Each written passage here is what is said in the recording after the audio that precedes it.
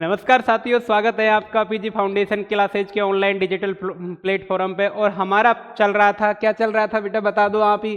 पीछे का बैकग्राउंड देख के पता लग ही गया होगा क्या चल रही थी। कक्षा 10th की साइंस की क्लासेज चल रही थी। उसमें हम 5-6 क्लासें कर चुके थे और रिएक्शन चल रही थी हमारी बेटा। तो रिएक्शन में हम पढ़ चुके थे, केक रिएक्शन पढ़ चुके थे, वियोजन पढ़ चुके थे, संयोजन पढ़ चुके थे, विस्थापन पढ़ चुके, द्विविस्थापन पढ़ चुके थे और एक दो और रिएक्शन रही है जिन्हें आज फिनिश करते हैं, चैप्टर का एंड करेंगे। तो मेरे प्यारे बच्चों, अपने दोस्तों के साथ शेयर कर दीजिए और बने रहिए हमारे साथ में। तो चलते हैं, क्या क्या क्या पढ़ लिया था, क्या क्या पढ़ना है। तो ये देखो अपनी बुक थी, इससे ही पढ़ रहे थे। कुछ ऐसे टॉपिक्स थे जिन्होंने मेरे को डिटेल से पढ़ाने की जरूरत पड़ी तो मैंने आपको बोर्ड से भी पढ़ाया। अब देखो इसमें क्या क्या पढ़ लिया अपन ने और क्या नहीं पढ़ा। ये अपनी खूबसूरत सी फोटो है ना। और ये देख सकते हो, ये विज्ञान का फर्स्ट चैप्टर चल रहा था। ओके, इसमें अपने रासायनिक अभिक्रिया के बारे में पढ़ लिया था, है ना। ये वाली सारी बातें पढ़ ली थी। इसके बाद में हमने क्या करा था, अरे आजा आजा कहाँ गया। अरे रासायनिक अभिक्रिया की पहचान करने के कुछ निमोनिक्स पढ़े थे कि कैसे कैसे होती है, क्या नहीं होता है, जलना जलाना, दहन, है ना, ताप, टेम्परेचर। ये कुछ ऐसी बातें थी जो हमें पता लगाती थी कि रासायनिक अभिक्रिया हो रही है या नहीं हो रही है। कुछ चेंजमेंट पढ़े थे, है ना, फिजिकल और केमिकल वाले की, रासायनिक और भौतिक चेंजमेंट पढ़े थे। फिर मैंने उनमें से भी आपको रिएक्शन में बताया अभिकारक क्या होता है, उत्पाद क्या होता है। तो इनके बारे में मैंने आपको बताया था। ओके, आगे चलो, आगे हमने क्या क्या पढ़ा था। अभिकारक उत्पाद रासायनिक समीकरण को लिखना कैसे होता है, कि किस प्रकार से लिखते हैं, किनके ऊपर किसका चिन्ह आता है। लेफ्ट साइड में अभिकारकों के, राइट साइड में उत्पाद होते हैं, उनके बीच में चिन्ह होता है, प्लस का बीच में तीर का चिन्ह होता है, उनके ऊपर अभिकार वो उत्प्रेरक को लिखते हैं। राइट, तो ये बातें मैं बता चुका था, है ना। ये लिख रखा प्लस का चिन्ह, ये वाली सारी बातें नोट्स बना ही रहे होंगे और नहीं बना रहे हो तो आपके बुक से क्या, वो ऐप से क्या कर सकते हो, डाउनलोड कर सकते हो, बुक झंझट खत्म, है ना। ये वाली बता दी थी। इसके इधर को अभिकारक होते हैं, उसको उत्पाद होते हैं, बीच में तीर का चिन्ह होता है। फिर कंकाली रासायनिक समीकरण कहते हैं, जो अनबैलेंस समीकरण होता है उसे कंकाली, असंतुलित समीकरण होता है उसे कंकाली रासायनिक समीकरण कहते हैं। ये भी मैं बता चुका था, है ना। इसके बाद रासायनिक अभिक्रियाओं के टाइप्स पढ़ रहे थे, जिसमें मैंने संयोजन पढ़ा दिया था, वियोजन, अपघटन, विस्थापन और द्विस्थापन पढ़ा दिया था। एक बच रहा है उपचयन एवं अपचयन, ये वाला बच रहा है। संयोजन क्या थी, A plus B equal to A B बना रही थी, यानी एकल उत्पाद बना रही थी, तो वो क्या कहला रही थी, मेरी संयोजन कहलाती रही, है ना। दूसरा मैंने संयोजन के बारे में भी आपको बता दिया था, कैल्शियम हाइड्रोक्साइड के बारे में स्पेशली बता दिया कि क्वेश्चन कभी कभार पूछ लेता है एग्जाम में कि बताइए कैल्शियम हाइड्रोक्साइड के बारे में लिखिए, है ना। तो ये भी मैंने आपको बता चुका था। इसके बाद में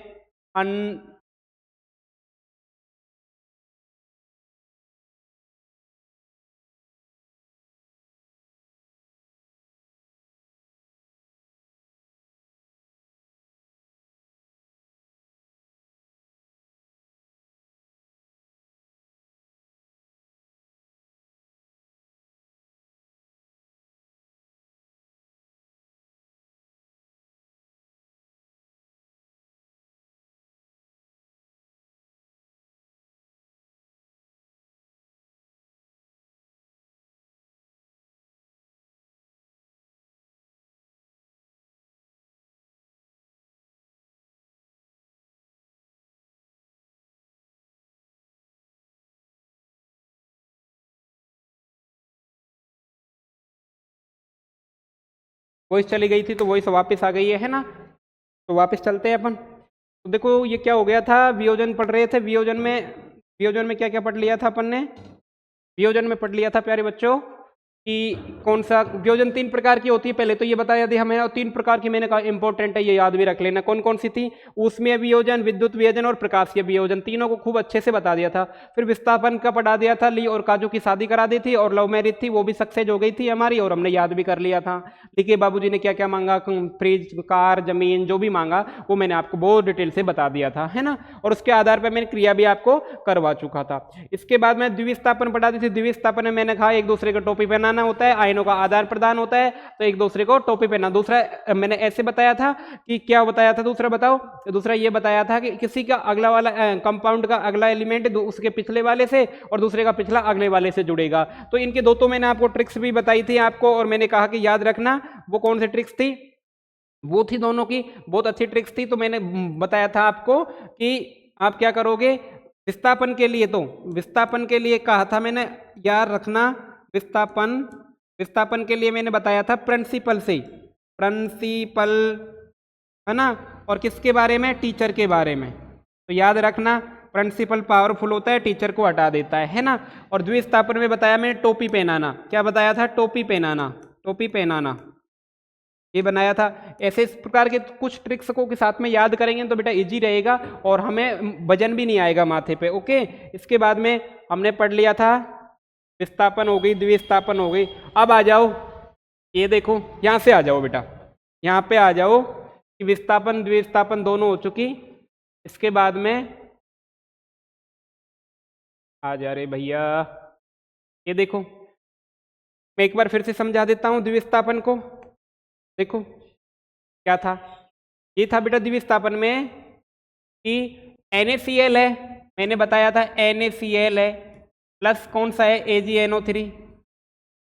मैंने कहा था बेटा कि आयनों का आदान प्रदान होता है, दो तरीके से बताया था मैंने आपको द्विस्थापन। या तो आप क्या करो, आप करो या तो इनका आयनों में विभाजन करो। अगर आयनों में विभाजन नहीं हो रहा है तो इसका अगवाला उसके पिछवाड़े से जोड़ दो, है ना। इसका इससे और इसका इससे, यही बताया था ना कि इसका अगला हिस्सा उसके पिछले हिस्से से और इसका पिछला उसके अगले हिस्से से। तो सीधा सीधा बन जाएगा NaNO3 बन जाएगा एक तो, और दूसरा क्या बन जाएगा? AgCl बन जाएगा, ये बन जाएगा। फिर मैंने कहा डिटेल में समझना चाहते हो तो आपने कहा हाँ सर डिटेल में, तो मैंने कहा Na प्लस होता है, Cl माइनस होता है, इधर को भी Ag प्लस होता है और NO3 माइनस होता है। इन दोनों को मैंने कहा प्लस के साथ में माइनस जुड़ेगा और माइनस के साथ में प्लस जुड़ेगा, तो ये मैं आपको बहुत अच्छे से बता चुका था। इसी प्रकार इसमें भी देखो, इसका हिस्सा इससे जुड़ेगा, इसका हिस्सा इससे जुड़ेगा, इसका हिस्सा लास्ट वाले से जुड़ेगा और Cl2 KCl2 ये बन जाएगा, राइट। इतना मैंने बहुत अच्छे से डिटेल से आपको लास्ट क्लास में बता दिया था, अगर वो नहीं देखे तो पहले देख लेना। अब आ जाओ, अब आ जाओ आप, अब क्या क्या क्या करोगे? अब उपचयन एवं अपचयन वाली अभिक्रिया पे आ जाओ। जिसको भी मैंने कहा था ना PDF चाहिए तो एक नंबरों पे भी आप व्हाट्सअप कर सकते हो या टेलीग्राम पे जा सकते हो, है ना। उपचयन, उपचयन ये देखो, किसी पदार्थ में ऑक्सीजन की वृद्धि अथवा हाइड्रोजन की कमी क्या कहलाती है? अथवा दोनों हो तो इसे उपचयन कहते हैं। उपचयन में समझना, बहुत अच्छे से समझना बेटा। उपचयन देखो, ऑक्सीजन की तो क्या होगी? वृद्धि, और हाइड्रोजन की क्या होगी? कमी। अगर आपको ऐसी कंडीशन दिखती है तो वो क्या होगी? उपचयन होगी। क्या होगी? उपचयन होगी। कैसे?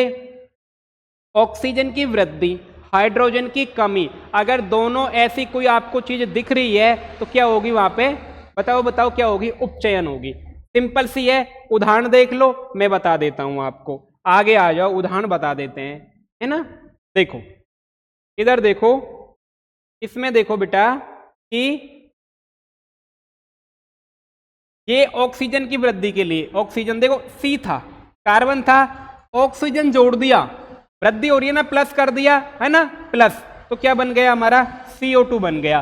तो ये क्या है? ऑक्साइड हो गया, ऑक्साइड हो गया, राइट। ऑक्सीजन की वृद्धि हुई, कार्बन में ऑक्सीजन की वृद्धि होती है और यह कार्बन डाइऑक्साइड में उपचयित हो जाता है। ओके, तो यहाँ पे किसकी वृद्धि हो रही है? ऑक्सीजन की। अगर दूसरा आपको ये भी देखने को मिल सकता है कि जहाँ ऑक्सीजन की तो वृद्धि नहीं हो रही हो लेकिन हाइड्रोजन की क्या हो रही हो? कमी हो रही हो, तो दोनों ही कंडीशन फॉलो करते हैं उपचयन के लिए, ऑक्सीजन की वृद्धि और हाइड्रोजन की कमी। आगे आयो, इसमें भी देखो, अगली वाली रिएक्शन में देखो, P4 था, है ना, फास्फोरस था, उसमें 5O2 जोड़ दिया तो हुई ना ऑक्सीजन की वृद्धि, तो क्या बन गया? 2P2 और O5 बन गया, तो ऑक्सीजन की वृद्धि हुई। ओके, तो फास्फोरस में ऑक्सीजन की वृद्धि होती है, यह एक फास्फोरस पेंटाऑक्साइड में उपचयित हो जाता है। फास्फोरस पेंटाऑक्साइड में क्या हो जाता है? उपचयित हो जाता है। बेटा पेंटा 5 फास्फोरस है इसलिए पेंटाऑक्साइड बोला है, ओके, है ना। तो ये देखो, इसमें कॉपर में क्या जुड़ रहा है? ऑक्सीजन की वृद्धि हो जाता है, CuO बन गया। इसमें कॉपर में ऑक्सीजन की वृद्धि होती है और यह कॉपर ऑक्साइड में उपचयित हो जाता है ना। तो हाइड्रोजन का आस। अब एक तो बात फिक्स कर लो खोपड़ी में कि उपचयन के लिए सर ऑक्सीजन की वृद्धि होगी, राइट। ऑक्सीजन की क्या होगी? सीधा सीधा आपको अगर ऑक्सीजन की वृद्धि हुई दिखाई दे रही है तो सीधा बोल देना क्या होगा? क्या होगा बताओ? उपचयन होगा, है ना। ओके, दूसरा ये था कि हाइड्रोजन की कमी हो रही हो, तो हाइड्रोजन की कमी वाला समझ लो, ये रहा देखो हाइड्रोजन का हास, तो उपचयन का उदाहरण ये देखो, H2S था, है ना, सल्फर डाइऑक्साइड H2S था, है ना, इसमें Br2 था, तो देखो बेटा यहाँ पे कितने H थे, 2 H थे, तो यहाँ पे कितने हो गए, यहाँ पे इसके सल्फर के साथ में देखना, सल्फर का कर रहे हैं यहाँ पे उपचयन, तो सल्फर का उपचयन करेंगे तो यहाँ पे देखो 2 H थे और यहाँ पे क्या हुआ, एक भी H नहीं है सल्फर के साथ में। कमी हुई या वृद्धि हुई, कमी हुई। पहले सल्फर के साथ में 2 थे, H2 था, और यहाँ पे देखो बेटा एक भी नहीं रहा, तो कमी हुई है ना। तो सल्फर हाइड्रोक्साइड से हाइड्रोजन का ह्रास होता है और ये उपचयित हो जाता है। क्या हो जाता है, उपचयित हो जाए। आगे देख लो H2S है, हाइड्रोजन सल्फर को फिर अकेला छोड़ दिया, H2 गायब हो गया। ओके, तो यहाँ भी क्या हो रहा है, ऑक्सीकरण हो रहा है ना। यहाँ भी सल्फर हाइड्रोक्साइड से हाइड्रोजन का ह्रास होता है, उपचयित हो जाता है, तो इसे ऑक्सीकरण बोलो या उपचयन बोलो, बात बराबर होती है। ओके, आगे आ जाओ। देखो CH4 था यहाँ पे, फिर 2O2, तो यहाँ पे भी देखो CH4 से क्या हुआ, CO2 बन गया, तो 4 H गायब हो गए, हुए कि नहीं हुए, हो गए ना। और ऑक्सीजन की वृद्धि हुई, तो दोनों टाइप से देख लो, इसमें ऑक्सीजन की भी वृद्धि हुई है और H भी कम हुए, है ना। तो यहाँ मीथेन से हाइड्रोजन का ह्रास होता है, ये उपचयित हो जाता है। तो बेटा सीधी सीधी बात है, सिंपल सी बात है मेरे लाडलो, कि एक ही बात समझो कि अगर ऑक्सीजन की क्या हो रही है, वृद्धि हो रही है, हाइड्रोजन की कमी हो रही है, अगर ऐसी कंडीशन आती है तो वो क्या कहलाएगी, अब उपचयन कहलाएगी या ऑक्सीकरण कहलाएगी। उपचयन और ऑक्सीकरण में डिफरेंस नहीं है बेटा, ध्यान रखना। ओके, अब आ जाओ, समझ गए अच्छे से। अपचयन अभिक्रिया समझो। अब क्या होगी, अपचयन। अब इसमें उल्टा होगा, एक को याद कर लो, दूसरा उल्टा अपना आप याद हो जाएगा। किसी पदार्थ में हाइड्रोजन की वृद्धि और ऑक्सीजन का ह्रास से, देखो मैं आपको एक बार फिर से समझा देता हूं, आप कंफ्यूजन मत होना दोनों चीजों में। देखो बेटा, बात ये थी अपनी सिंपल सी कि उपचयन में क्या हो रहा था लाडलो, दिख तो रहा है ना, हाँ दिख रहा है, तो कि ऑक्सीजन की वृद्धि हो रही थी, है ना, और हाइड्रोजन की क्या हो रही थी, कमी। ठीक है, और अपचयन में क्या होगा, देखो अपचयन में होगा ऑक्सीजन की तो कमी होगी और हाइड्रोजन की क्या होगी, वृद्धि। देखो ऑक्सीजन की हास्य नहीं होता बेटा, कमी, है ना, और हाइड्रोजन की वृद्धि। ठीक है, देखो बेटा एक याद रख लो, दूसरा ऑटोमेटिक याद हो जाएगा, तो मैं तो कहूं एक याद कर लो, दूसरा विपरीत होता है इसका, है ना। तो ऑक्सीजन उपचयन के लिए क्या करोगे, उपचयन के लिए O को ऊपर उड़ा दो, है ना, H को डाउन कर दो, राइट, तो उपचयन हो जाएगा। एक को कर लो, ओके, देखो ऐसे लिख लो, या तो OH लिख लो, आप OH लिख लिया आपने, है ना, तो फर्स्ट वाले को ऊपर और सेकंड वाले को नीचे, बस इतना सा याद रख लो उपचयन के लिए या ऑक्सीकरण के लिए। उसका विपरीत क्या कर लेना, आप क्या कर लेना, अपचयन कर लेना या ऑक्सीकारक वो कर लेना। ओके, अपचयन कर लेना। आगे आ जाओ, आगे समझो। देखो इसमें समझो क्या हो रहा है, इसमें ऑक्सीजन रिड्यूज हो रहा है, ऑक्सीजन की कमी हो रही है, तो क्या कहलाएगा बताओ, ऑक्सीजन की कमी हो रही तो सीधे सीधे है सर अपचयन कहलाएगा। अपचयन देखो यहाँ ऑक्सीजन था, यहाँ पे क्या हट गया, ऑक्सीजन होगा, बेचारा कॉपर रह गया, राइट, है ना। आगे देखो रिड्यूज हो गया, है ना, जिंक ऑक्साइड था जिसमें से ऑक्सीजन निकल गया, फिर क्या रह गया बेचारा, Zn यानी जिंक रह गया, तो फिर क्या हुआ, अपचयन हुआ। आगे देख लो H2S था, H2S था, इसमें देखना, और यहाँ पे क्या था, Cl2 था, है ना। तो देखो यहाँ पे हाइड्रोजन क्या हुआ है, वो ये क्या रह गया, अकेला रह गया। कौन रह गया अकेला बताओ, S अकेला रह गया, लेकिन Cl2 में देखो क्या बढ़ गया, H बढ़ गया। तो मैंने कहा ना कि H की वृद्धि और ऑक्सीजन की कमी, अगर दोनों में से कोई सा भी दिख जाए तो क्या होगा। अब आप कहोगे यहां से तो देख H की वृद्धि हो रही है इसमें, ओके, तो कभी कभी ये दोनों अभिक्रिया क्या हो जाती है, साथ साथ हो जाती हैं। जैसे हाइड्रोजन की भी वृद्धि होगी, ऑक्सीजन की भी कमी होगी। अगर ऐसा कोई रिएक्शन हो रहा है दोनों साथ साथ में, तो वो उसे कहते हैं रेडॉक्स अभिक्रिया। कौन सी कहते हैं बेटा, रेडॉक्स अभिक्रिया। इसकी सुनो परिभाषा सुनो, ऐसी अभिक्रिया जिसमें अभिक्रिया के दौरान एक अभिकारक उपचयित होता है जबकि दूसरा अपचयित होता है, यानी एक में ऑक्सीकरण होता है और एक में अपचयन होता है। उपचयित और अपचयित में भी अंतर समझ ला, ए और उ का ही अंतर है, ध्यान रखना इस बात को, कंफ्यूजन मत होना। तो ऐसी अभिक्रिया जिसमें अभिक्रिया के दौरान एक अभिकारक उपचयित होता है जबकि दूसरा अपचयित होता है, तो उसे रेडॉक्स अभिक्रिया कहते हैं। उसे क्या कहते हैं, रेडॉक्स अभिक्रिया कहते हैं। जब किसी अभिक्रिया के दौरान उपचयन की क्रिया एवं अपचयन की क्रिया एक साथ हो, उपचयन की क्रिया और अपचयन की क्रिया अगर एक साथ हो तो उसे रेडॉक्स अभिक्रिया कहते हैं। जैसे अब मैं उदाहरण आपको बताऊंगा, समझना। ये देखो, अच्छे से देखना और अपने वो लिख लेते हैं डेफिनेशन उसकी क्या थी, क्या कंडीशन थी, तो वो लिख लेते हैं एक बार। देखो हमारा उपचयन के लिए क्या था, उपचयन के लिए ऑक्सीजन की वृद्धि और हाइड्रोजन की कमी। अपचयन के लिए क्या था,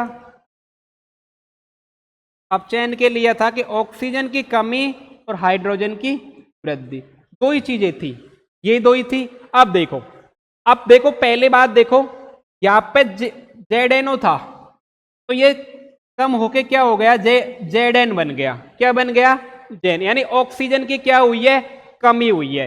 तो ये अपचयन हो रहा है इसमें, तो क्या हो गया, ये तो अपचयित हो गया, अपचयन अपचयित हो गया ये तो। ओके, समझ लेना बहुत अच्छे से। अगला देखो, ये क्या था, सी था, कार्बन था। कार्बन में क्या जुड़ गया, ऑक्सीजन, यानी ये फर्स्ट वाली कंडीशन आ गई, ये वाली। तो ये क्या हो गया, उपचयन हो गया। क्या हो गया, उपचयन।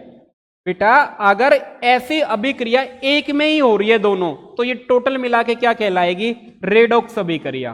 क्या कहलाएगी, रेडॉक्स रिएक्शन कहलाएगी। आगे बात समझ में, एक बार फिर से देख लो, कोई दिक्कत नहीं है। यहां पे ऑक्सीजन था, ऑक्सीजन निकल गया, जहां भी ऑक्सीजन, बस एक ही याद रखना, ये वाला OH लिखना।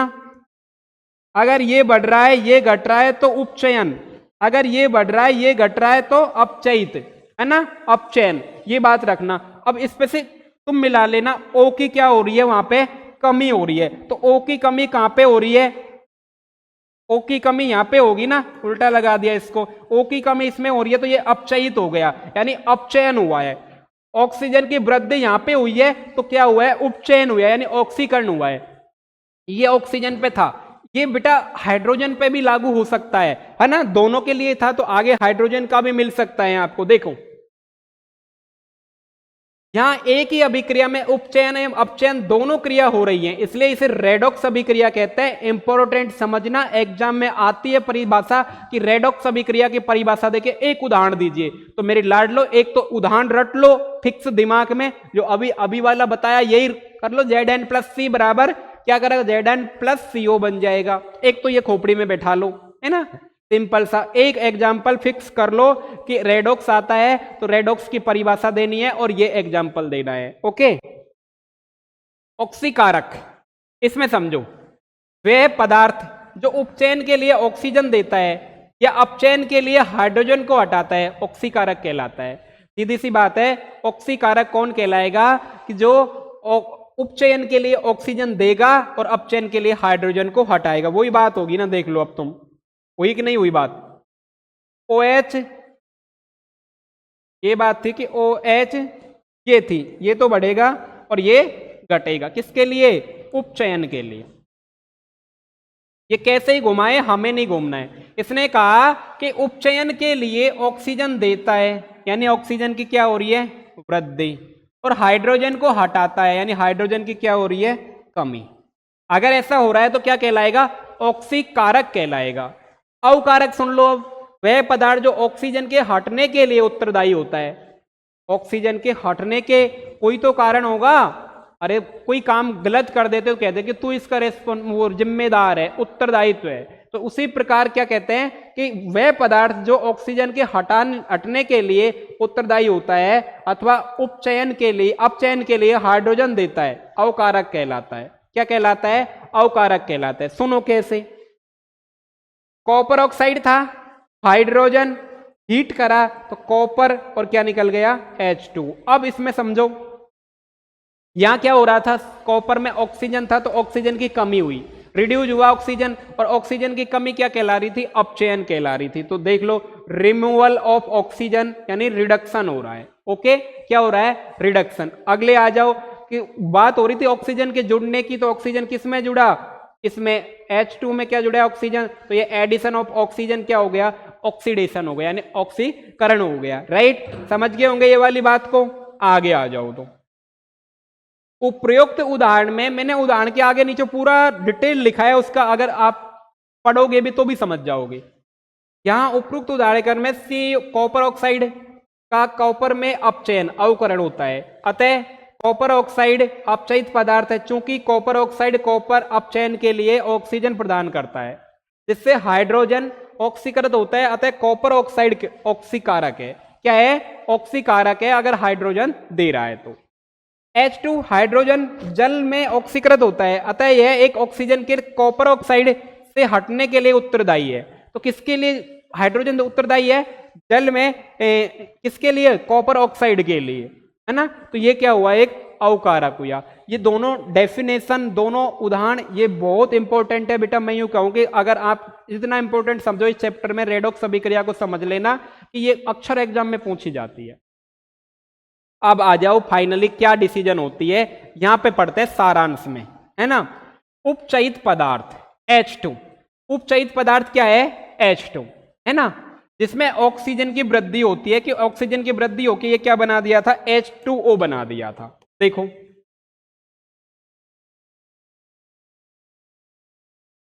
ये ऑक्सीजन की वृद्धि होकर ये क्या बन गया था? H2O बन गया था। ओके, अगला देखो अपचयित पदार्थ कॉपर ऑक्साइड, तो ऑक्सीजन का ह्रास हुआ और ये क्या बन गया था? Cu बन गया था। ऑक्सीकारक CuO जो अपचयन के लिए ऑक्सीजन प्रदान करता है, तो बेटा अपचयन के लिए क्या कर रहा है? ऑक्सीजन रिड्यूस कर रहा है, उसको दे रहा है, तो क्या हो गया? वो अपचयन हो गया। अवकारक H2 जो ऑक्सीजन के ह्रास के लिए उत्तरदायी है। तो ये बातें थी, छोटी छोटी सी ये थी। उपचयन का प्रभाव दैनिक जीवन में देखो किस प्रकार होता है, ये भी समझना बहुत इंपॉर्टेंट है। उपचयन का प्रभाव हमारे दैनिक जीवन में ऐसी बहुत सी अभिक्रिया हमारे आसपास होती रहती हैं जिसमें से धातुओं का संक्षारण एवं खाद्य पदार्थों विकृत गंधिता हो जाना सामान्यतः उदाहरण है। उपचयन अभिक्रिया के प्रभाव से होता है। देखो बेटा उपचयन अभिक्रिया के प्रभाव से कैसे होता है संक्षारण? एक तो आप लोहा पटक देते हो बाहर, अब बारिश के दिन चल रहे हैं, बारिश में लोहा पड़ा है तो जंग लग जाती है उसमें। क्या लग जाती है? जब मैंने बताया था ना, वो गाड़ी की फोटो बताई थी ना, तो कैसी हो गई थी? गंदी गंदी सी, काली काली सी, लाल लाल सी, है ना, तो जंग लग जाती है। तो वो क्या है? संक्षारण का वो है ना। दूसरा देखो, आपने चिप्स खाई होंगी, चिप्स खाई है ना, खूब लेज वाली, अरे बहुत सारी खाई होंगी, पंजाबी तड़का बहुत खाए होंगे ना। तो बेटा उनमें क्या होता है? स्टिक से बहुत सारी आती है, तो उनको अगर हम उनमें खोल देते हैं तो वो क्या होती है? सीम टाइप की हो जाती है, सीमी सीमी हो जाती है ना। और जब तक बंद होती है तब तक क्या होता है? खूब टाइट होती है, चाहे बारिश में रखी रहो। लेकिन जब से बंद उसको खोल देते हैं, उसमें जैसे ही ऑक्सीजन प्रवेश करता है, ऑक्सीजन हाइड्रोजन का तो खेल चल ही रहा था, जैसे ही ऑक्सीजन प्रवेश करता है तो उसको क्या कर देता है? वो अपचयित कर देता है। और वो क्या हो जाती है? वो हो जाती है कि उसका उपचयन हो जाता है। उपचयन होते ही वो गीली गीली हो जाती है, जो स्वाद में भी अच्छी नहीं लगती है ना। अब देखो इसके उदाहरण देखो, ये देखो ये लोहा था, बाहर पड़ा था, क्या हो गया? इसका जंग लग के देख किसी स्थिति बन गई, है ना। संक्षारण सुनो, वह प्रक्रिया जिसमें हवा जल एवं नमी से अभिक्रिया कर किसी धातु की सतह संचारित यानी हो जाती है, गलना, ऐसी अभिक्रिया को क्या कहते हैं? संक्षारण कहते हैं। बेटा ये बातें आप बिल्कुल पढ़ लेना। संक्षारण सिंपल सी बात है। देख लोहा के दो ही दुश्मन है बेटा, एक तो जल और ऑक्सीजन। जल और ऑक्सीजन दुश्मन है, यानी हवा नमी आएगी और अगर पानी मिला तो वो सीधा सीधा क्या हो जाएगा? संक्षारण में हो जाएगा, यानी काई जगना शुरू हो जाएगी उस पर। ओके, तो हवा जल और नमी से अभिक्रिया कर और एनवायरमेंट में तीनों चीज पाई जाती है। अगर बाहर रख दोगे तो हवा भी मिलेगी, नमी भी मिलेगी और जल भी मिलेगा। सुबह ओस पड़ती है ना, तो जल में भी आ जाती है। अभिक्रिया कर किसी धातु की सतह संचारित यानी गलना हो जाती है, तो ऐसी अभिक्रिया संक्षारण कहलाती है। संक्षारण एवं जंग लगना दोनों अलग अलग चीजें। संक्षारण एवं जंग लगना दोनों अलग अलग चीजें। जंग लगने से लोहे जैसी धातु की सतह संचारित हो जाती है। संचारण से बचाव के उपाय लिखो। प्रश्न बनेगा बेटा कि संचारण किसे कहते हैं, इसके बचाव के उपाय बताइए। प्रश्न ये बनेगा, सुन लेना मेरे, बार बार कह रहा हूं, संचारण किसे कहते हैं, इसके बचाव के उपाय बताइए। तो संचारण की तो परिभाषा ये दे दी मैंने, है ना। अब देखो बचाव के उपाय। बचाव की निम्न विधि है। जस्तीकरण, जस्ते में जस्ता का लेप कर देते हैं उस पे, है ना, रसद लेपन भी बोलते हैं जिसे, है ना। धातु की सतह को पेंट करना, कोई ग्रीस व्रिस से क्या कर देते हैं? उसको पेंट कर देते हैं। ओके, धातु की सतह पर तेल लगा या ग्रीस लगाना, राइट। तो सतह को पेंट करना, कलर से भी पेंट कर देते हैं, ग्रीस लगाते, खूब देखें आप फ्राईवेल कर देते हो, क्या देते हो, जंग नहीं लगेगी। अब कोई भी लोहे का चद्दर वद्दर चढ़ाते हो तो उसमें फिर वो लाल लाल सा आता है ना, फ्राईवेल बोलते हैं उसको, तो उसको केरोसिन में डाल के क्या कर देते हैं, फ्राईवेल कर देते हैं, जिससे जंग नहीं लगती, राइट। तो वो यही है, अपन दैनिक जीवन में करते तो सब है, लेकिन ध्यान नहीं रहता कि कौन सी चीज कहाँ होती है। तो संचरण के उपाय क्या थे बचाने के, ये ध्यान रखना बेटा, जस्तीकरण करना, जस्ते का लेपन करना, जैसे यसद लेपन भी कहते हैं, ओके। दूसरा था धातु की सतह को पेंट करना, धातु की सतह पर तेल लगा के ग्रीस लगाना। ये तीन ही बातें थी, एक तो जस्तीकरण यानी यसद लेपन भी बोल सकते हैं इसे, दूसरा धातु की सतह पर पेंट करना, तीसरा था ग्रीस, धातु की सतह पर तेल लगाकर या ग्रीस लगाकर पॉलिश करना, ओके। आगे देखो विकृत घनता। अब आओ चिप्सन वाली बात पे हम करते हैं। विकृत घनता, भोजन में उपस्थित वसा एवं तेल का वायु जनित उपचयन, जिसमें उसका स्वाद एवं गंध बदलकर बदबूदार हो जाता है, भोजन इस प्रकार खराब हो तो विकृत घनता कहलाती है ना। देखो जैसे ही वायु के संपर्क में आता है, एक से दूसरे में हो जाता है, तो भोजन क्या है, उपचयित हो जाता है, उपचयित हो जाने ऑक्सीजन का वो हो जाता है उसमें, तो वो बदबूदार और उसमें खराब हो जाता है, मतलब स्वादिष्ट नहीं रहता है ना। विकृत घनता एक घटना है जब बहुत समय रखने के बाद वसा, तेल, खाद्य पदार्थ उपचयित हो जाते हैं, जिससे उसका स्वाद बदल जाता है। वसा अथवा तेल में तैयार किया गया खाद्य पदार्थ जैसे सब्जी, चिप्स, आगे ने चिप्स की बात कर रहा था मैं, आदि को विकृत गंधित होने से खराब कर देता है। देखा बेटा, कभी सब्जी बनाते हैं और फिर एक दिन तो ठीक रहती है, दूसरे दिन रहते है उस पर सफेद सफेद सब आ जाता है, जंग टाइप की बदबू देने लग जाती है, तो वे विकृत गंधता कहलाती है ना। चिप्सन का भी मैंने बताया, सब्जी का सबसे अपने किचन का सबसे बेस्ट उदाहरण है। अगर किसी की अपने मान लो किसी की कद्दू वद्दू की सब्जी बनाए, दूसरे दिन तक आप छोड़ दो, उस पर सफेद सफेद चीजें आ जाएगी, जंग जैसी, मतलब वो रुई टाइप की सी, है ना। तो वो क्या हो जाती है, विकृत गंध होता है और खराब हो जाती है, उसमें बदबू आना लग जाती है, राइट। आगे देखो, वसा, तेल पदार्थ, सब्जी ये कर देते हैं, उपचयित खाद्य पदार्थ का स्वाद बदल जाता है, विकृत गंधी भोजन खाने योग्य नहीं होता। ये तो आपा भी जाना, फिर पटक देवा को, सीधी सी बात है। वसा एवं तेलीय खाद्य पदार्थों का विकृत गंधता से बचाव, तो कैसे उनको बचाया जा सकता है, जैसे संचारण को बचाने के बताए, तो विकृत गंधता को भी कोई इलाज होएगो बचावा को। वो देखो, वसा एवं तेलीय खाद्य पदार्थों को विकृत गंधता होने से बचाया जा सकता है, इसकी दर को कम किया जा सकता है। इसको रोकने की विधियां निम्न है बेटा, दोनों ही रख लेना, इंपॉर्टेंट है, मैं बता रहा हूं, अपचयन उपचयन, रेडॉक्स और ये विकृत गंधता और संचारण, 3-4 टॉपिक है, आपको मैं 100% कह रहा हूं, एक क्वेश्चन देखने को मिल जाएगा और बहुत इजी भी है। वसा एवं तेलीय खाद्य पदार्थों में एंटीऑक्सीडेंट डालने से इसे विकृत गंध होने से बचाया जाता है। देखो बेटा, जिसके कारण अगर वो ऐसा हो रहा है तो एंटीऑक्सीडेंट डाल देते हैं, है ना, जिससे वो होने से बच जाता है। खाद्य पदार्थों के पैकिंग के समय बर्तन से ऑक्सीजन गैस को हटाकर नाइट्रोजन गैस भरा जाता है, इससे विकृत गंध होने से बचाया जा सकता है। देखो बेटा, दोनों ही बात समझ लो एक बार, ये तो लिखी तो है पर अब समझ लो तुम। चिप्स आती हैं, यहां देखो, चिप्स आती हैं बेटा, उनमें आप सोचते होंगे ऑक्सीजन भरी आती है, बेटा ऑक्सीजन नहीं आती, ऑक्सीजन को तो क्या कर देते हैं, वो हटा देते हैं, है ना। ऑक्सीजन को क्या कर देते हैं, हटा देते हैं, और ऑक्सीजन की क्या जगह क्या भर देते हैं, नाइट्रोजन डाल देते हैं। क्या डाल देते हैं, नाइट्रोजन। और बेटा नाइट्रोजन ऐसी गैस है जो उसको मतलब उसी रूप में बनाए के रखती है, उसको मतलब नमी से बचाती है, और वो सब काम के लिए बढ़िया है, इसलिए नाइट्रोजन दे देते हैं, ऑक्सीजन को हटा देते हैं। जैसे ही हमने पन्नी फाड़ी चिप्स की क्या करी, पन्नी को फाड़ देते हैं, तो उसमें क्या करेगी, अब वायुमंडल में ऑक्सीजन है तो ना, हम श्वास लेते हैं तो वो उसमें एंट्री करेगी और ये ऑक्सीजन नाइट्रोजन बाहर निकलेगी, तो ये फिर क्या होना शुरू कर देगा, विकृत गंधिता होना शुरू कर देगा, विकृत गंधित होना शुरू कर देगा, राइट। विकृत गंधित होना शुरू कर देगा। तुम देखना, सुबह आप चिप्स को फाड़ दो और शाम की खाओ, बहुत बदबू सी आने लग जाएगी और करकरापन भी खत्म हो जाएगा, ना स्वाद आएगा। वो क्या हुआ उसमें, वो हुआ क्या, ऑक्सीजन प्रवेश कर गई, और आपको पता है OH मैंने बताया था, ऑक्सीजन बढ़ रही है, हाइड्रोजन निकल रही है, अगर ऐसी स्थिति है तो वो कौन सा था, उपचयन होता, उपचयन था ना। तो उसमें क्या है, ऑक्सीजन प्रवेश कर गई, ऑक्सीजन जैसे ही प्रवेश करी तो उसको क्या कर दिया, उपचयित कर दिया, यानी वो खाने लायक नहीं छोड़ा, विकृत गंध कर दिया। खाद्य पदार्थों पैकिंग के समय इसको ऑक्सीजन गैस को हटाकर नाइट्रोजन गैस भर दिया जाता है, इससे विकृत गंध होने से बचाया जाए। तो बेटा ये बात भी ध्यान रखना कि चिप्स में कौन सी गैस भरी जाती है, नाइट्रोजन, ABCD में प्रश्न आ सकता है, आप सीधे सीधे ऑक्सीजन लगा दोगे, ऐसा नहीं है। तो बेटा आजकल का जमाना ऐसा आ गया, लोग हवा को भी भर के बेच रहे हैं, है ना, इसलिए पढ़ना बहुत जरूरी है, नहीं आपको खुद को बिकना पड़ जाएगा, ये ध्यान रखना। आगे आओ।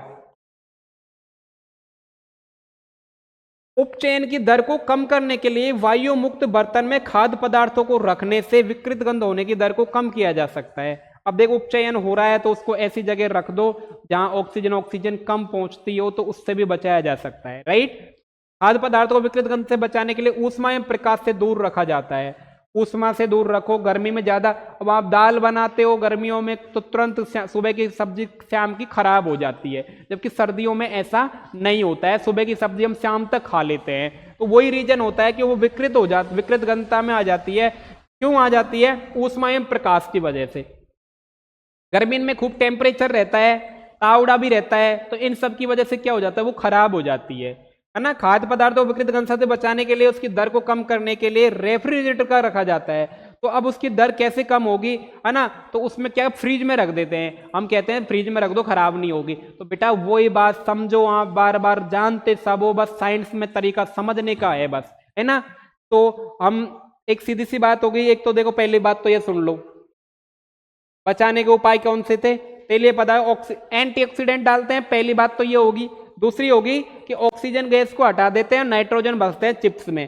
तीसरी होगी कि वायु मुक्त बर्तन जहां ऑक्सीजन कम हो वहां पे रखो। और चौथी होगी उसको फ्रीज में रख दो। बस ये 4 बातें रखना है। और पांचवी होगी ऊष्मा और प्रकाश से दूर रखो। तो बेटा सीधी सीधी बात है, तो एंटीऑक्सीडेंट का याद रख लो। दूसरा कि चिप्स ये होती है सर जिसमें ऑक्सीजन को बाहर निकाल के नाइट्रोजन डाली जाती है, दूसरी बात ये होगी। देन तीसरी बात ये होगी बेटा कि वायु मुक्त बर्तन में रखो। वायु मुक्त मतलब जहां ऑक्सीजन का मतलब खुले में मत छोड़ो, सीधी सी बात ये है ना। चौथी होगी कि ऊष्मा, गर्मी का ध्यान रखो, दाल की सब्जी का ध्यान रखो कि दाल बनाते हैं तो सुबह की शाम खराब हो जाती है, जो गर्मी में ज्यादा चांसेज होते हैं, तो ऊष्मा और प्रकाश से दूर रखो। तीसरी आप कह दो सीधी सट की फ्रीज में रख दो, बस चौथी बात याद ये थी। रासायनिक समीकरण को संतुलित करना। अब बेटा देखो रासायनिक समीकरण को संतुलित करने की यहाँ निरीक्षण विधि या हिट एंड ट्रायल का उपयोग करेंगे। बेटा मैं दोनों ही विधि बताऊंगा, निरीक्षण एंड हिट एंड ट्रायल, और बहुत शानदार तरीके से बताऊंगा। आप देखते ही कोई सी भी विधि लगा के क्या कर सकते हो, सॉल्व कर सकते हो। और ये हालांकि बतानी मेरे को पहले ही चाहिए थी, लेकिन अब इसमें क्या करें, टॉपिक लास्ट में दिया तो लास्ट में ही हमको बताएंगे, है ना। तो बेटा ऐसी बात है, हम पढ़ेंगे कल, और कल ये चैप्टर फिनिश हो जाएगा। एक क्लास और होगी हिट एंड ट्रायल की, ये इनको संतुलन कैसे करते हैं ये वाली मैं बता दूंगा आपको, ये वाली है ना। उसके बाद में हम करेंगे बेटा क्वेश्चन करेंगे, और ये क्वेश्चनों की क्लास तो मैं कह रहा हूँ छोड़ना ही मत, आप एक दिन भी मिस मत करना, बहुत इंपॉर्टेंट रहेगी। अब इसमें देखो प्रश्न संख्या 6 पे जो प्रश्न दिया है उसको करवाया है मैंने, है ना।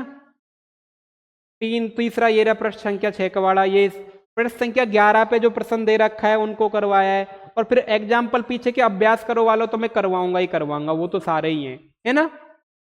तो देखो अभ्यास प्रश्न 16, 18 ये तो मैं सारे करवाऊंगा आपको, ऐसी कोई दिक्कत नहीं है ना। तो मेरे लाडलो ये है, चैनल पे बने रहो, देखते रहो। आपके अगर पूरे क्वेश्चन चाहिए आपको और पूरे नंबर लाने हैं तो, है ना। और दोस्तों के साथ भी शेयर कर दो, अपने क्लासमेटों को बताओ कि पीजी फाउंडेशन क्लासेज पे बढ़िया बढ़िया क्लास चल रही है, लो और मौके का फायदा उठाओ, राइट। धन्यवाद बेटा।